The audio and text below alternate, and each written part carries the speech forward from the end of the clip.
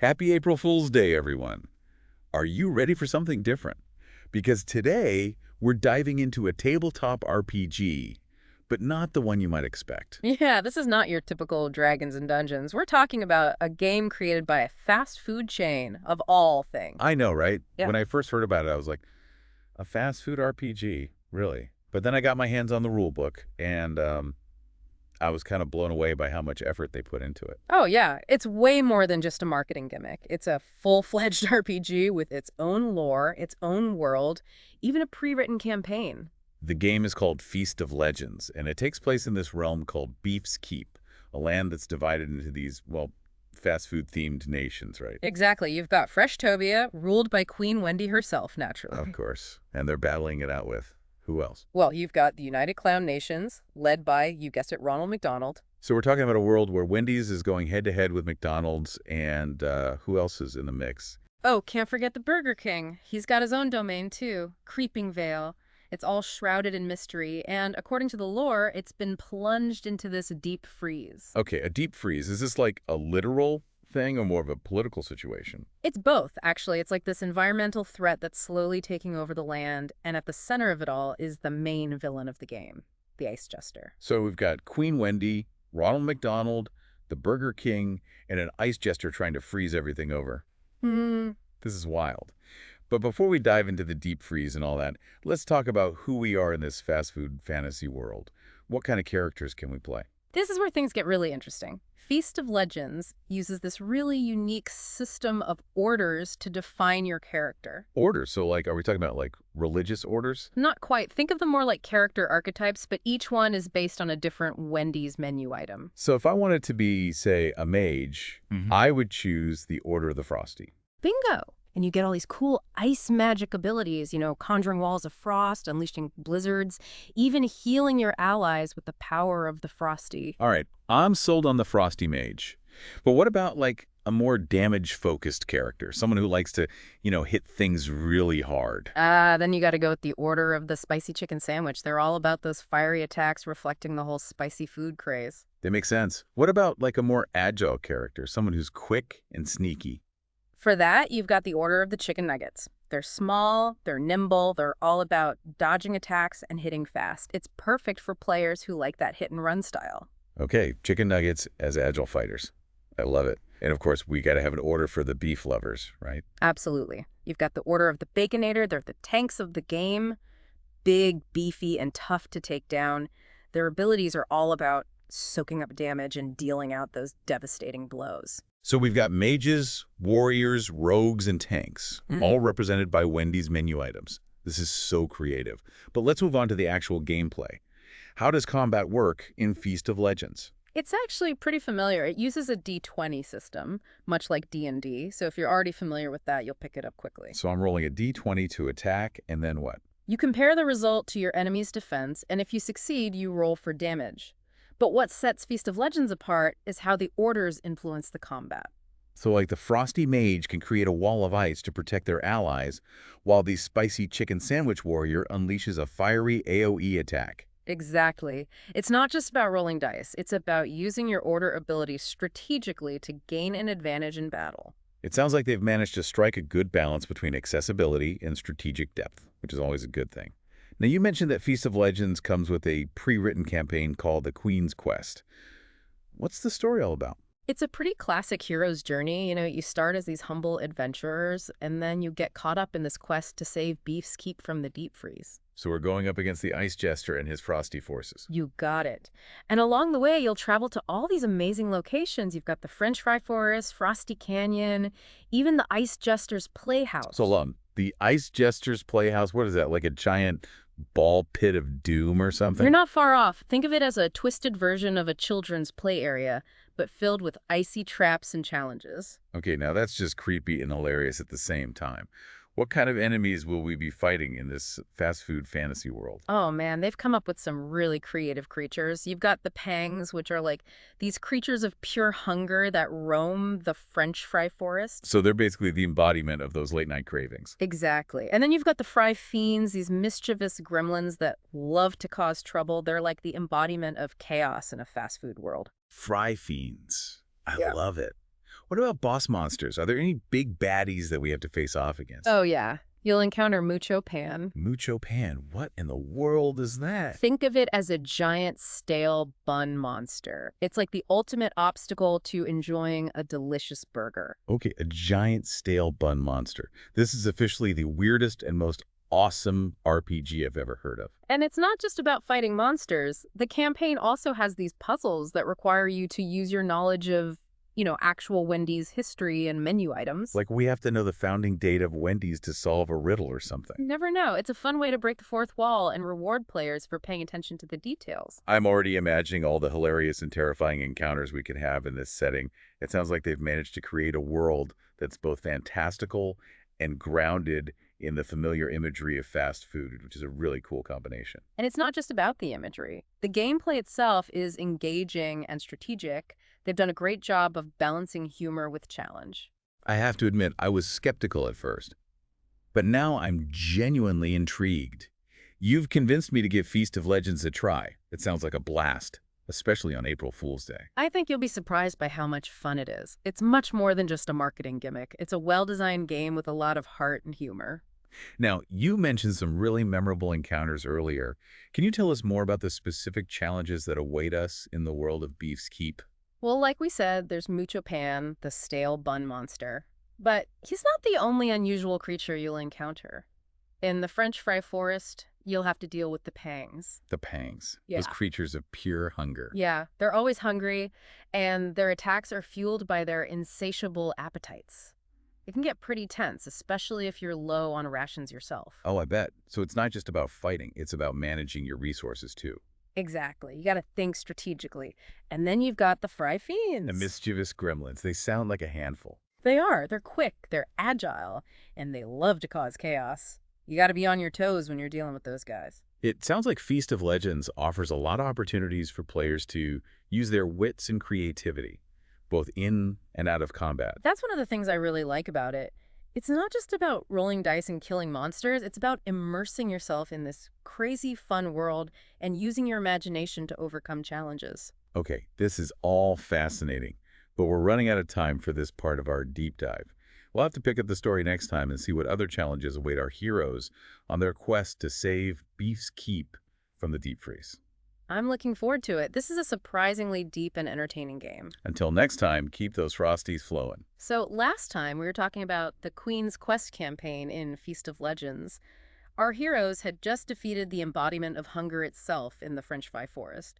Pretty intense, right? Yeah, for a fast food RPG, it got surprisingly deep there for a minute, but hey, a win's a win. What happens next? Well, next up, they're sent to Frosty Canyon. It's supposed to be this awesome vacation spot. Think chocolate and vanilla ponds. Okay, now that sounds more like it. A nice, relaxing break after battling the embodiment of hunger, right? You'd think so, but even paradise has its problems. Queen Wendy got word that agents from the United Clown Nations were snooping around. Uh-oh, the clowns are up to something. What kind of mischief are we talking about here? It's called the Great Sauce Heist. They're trying to steal all of Wendy's signature sauces. The ranch, the BBQ, the honey mustard. Hold on, they're stealing sauces. Seriously. That's their big evil plan.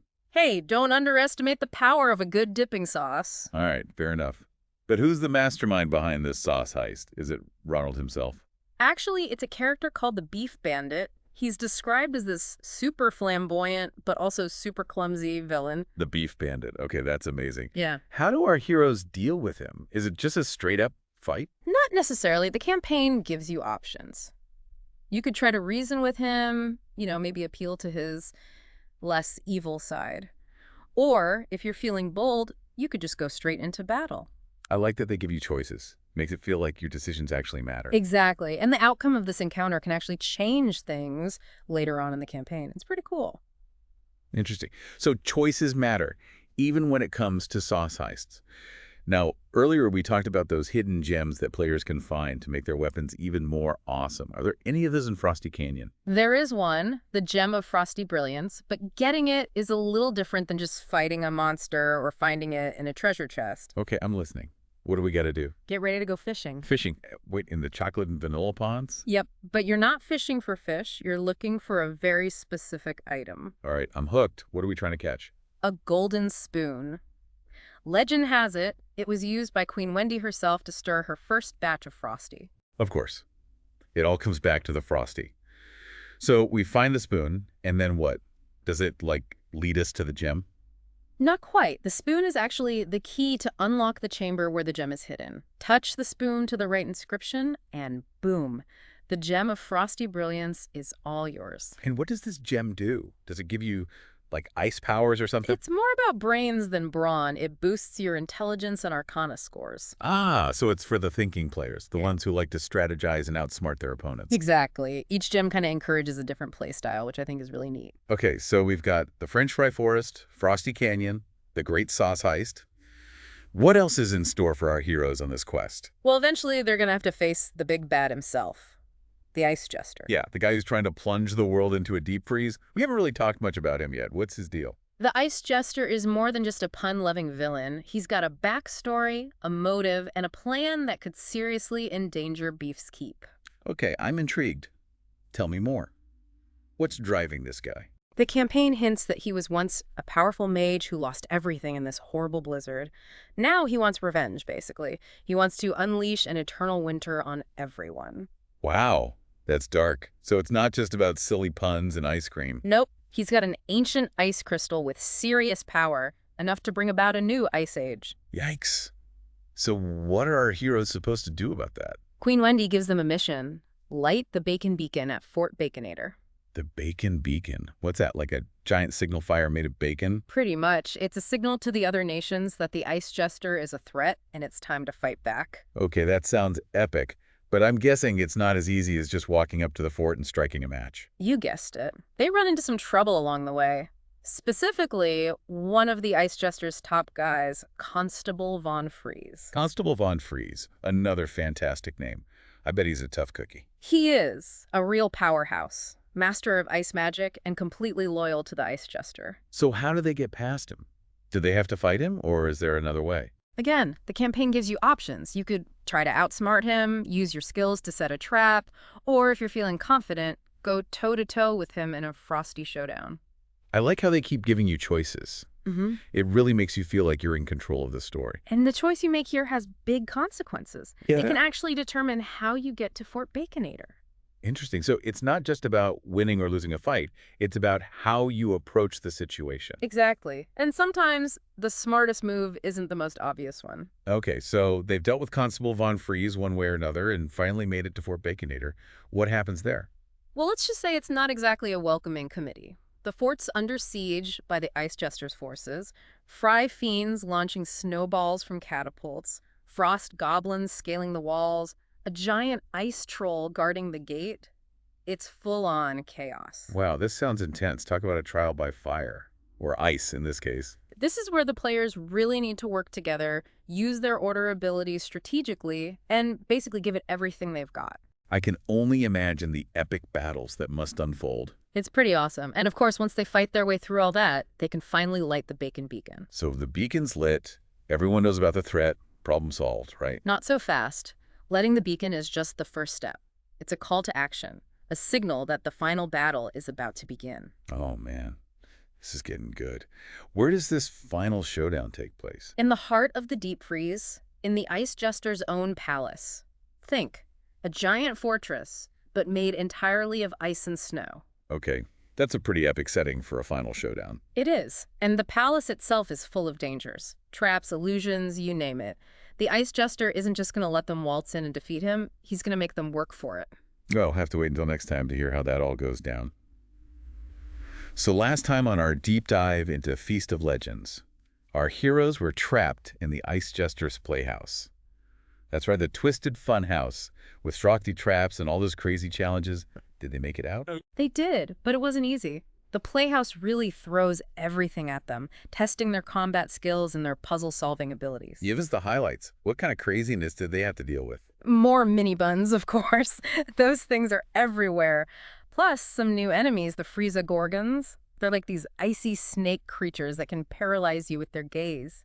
Frieza Gorgons. Okay, that's a new one. They sound pretty terrifying. Oh, they are. But even with the higher stakes, Feast of Legends still manages to keep that balance of serious threats and, well, absurd humor. So what kind of puzzles did they have to solve? Were there Frosty-themed riddles or something? Close. One puzzle involves redirecting a flow of melted Frosty to activate pressure plates. Melted Frosty. Of course. It just wouldn't be the same without it. What else? They also had to crack a code written in ketchup and mustard packets. Okay, that's just brilliant. I love how they incorporate those fast food elements into everything. All right, so they battled mini buns, dodged freeze-gorgons, solved some tasty puzzles. Sounds like they earned their escape from the playhouse. What happened next? Well, they had one final showdown with Constable Von Freeze before they could move on. Ah, yes. The Ice Jester's right-hand man. I bet that was intense, knowing what's at stake. It was. And this is where those choices they made earlier in the campaign really come into play. How so? Well, if they fought Von Freeze head-on before, he's going to be ready for them this time. But if they outsmarted him or managed to avoid a fight, he might be a little more cautious, which could give them an advantage. Again, it's all about those choices and consequences. Love that about Feast of Legends. Okay, so they get past Von Freeze, and then what? Straight to Fort Baconator. Yep. But when they arrive, the fort's already under siege by the Ice Jester's forces. We're talking fry fiends launching snowballs from catapults, frost goblins scaling the walls, even a giant ice troll guarding the main gate. Oh, wow. That sounds like an all-out war. Did our heroes survive? It's a tough battle. This is where they really need to use everything they've learned, all their skills and order abilities, to make it through and light that bacon beacon. So they managed to light the beacon. That's got to be a huge relief. Did it stop the Ice Jester? Lighting the beacon is a victory, for sure. It's a symbol of hope against the deep freeze. But the fight's not over. So what happens next? Where do they confront the Ice Jester? The final showdown takes place in the heart of the deep freeze, in the Ice Jester's palace. It's this massive fortress made entirely of ice and snow. Wow, that sounds cold. It is. It's beautiful in a dangerous sort of way. And it's full of traps, illusions, you name it. The Ice Jester is not messing around. All right, so final battle time. What kind of tricks does the Ice Jester pull out for this? It's a multi-stage encounter. He uses illusions, trickery, all sorts of things to try and throw them off balance. So it's not just a straight-up fight. They have to use their brains, too. Absolutely. One challenge is this hall of mirrors that messes with their perception, so they have to figure out who's real and who's not. Oh, a classic.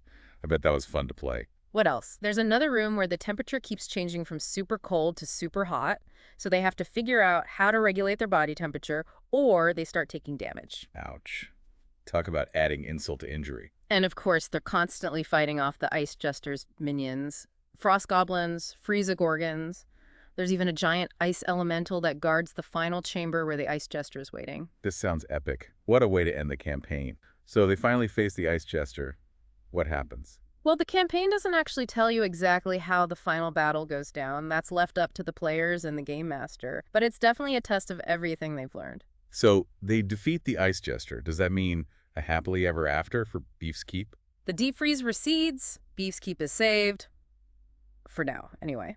The Queen's Quest campaign ends with a victory, but who knows what other adventures might be waiting out there. It's been an amazing journey through this crazy fast food-themed world.